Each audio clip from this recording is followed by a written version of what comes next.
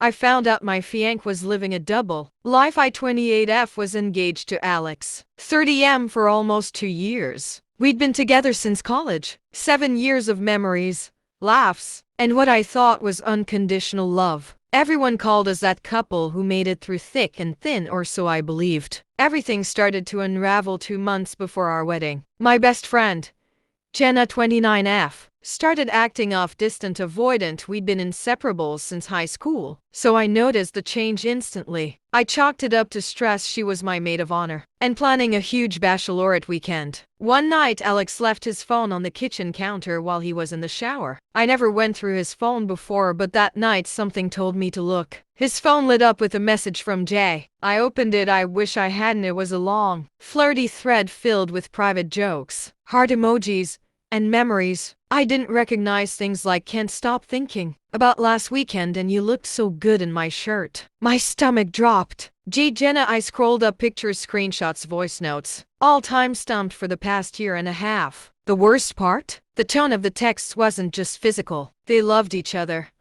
I was the outsider in my own relationship. I didn't confront him right away. I couldn't.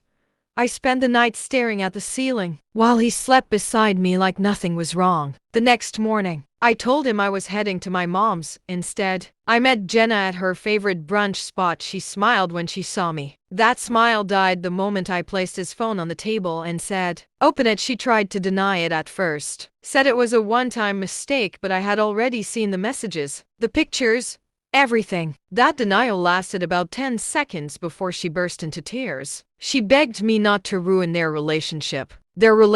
I left. I didn't even take my half-eaten bagel that night. I returned home. Alex was on the couch. I handed him his phone. He looked at me, confused, then terrified. He didn't say much. Just, "How much do you know?" "All of it," I said. What followed was 2 hours of excuses, tears, and him saying things like, "It just happened, and we didn't mean to fall in love." I think he expected me to scream, throw things, cry, but I didn't.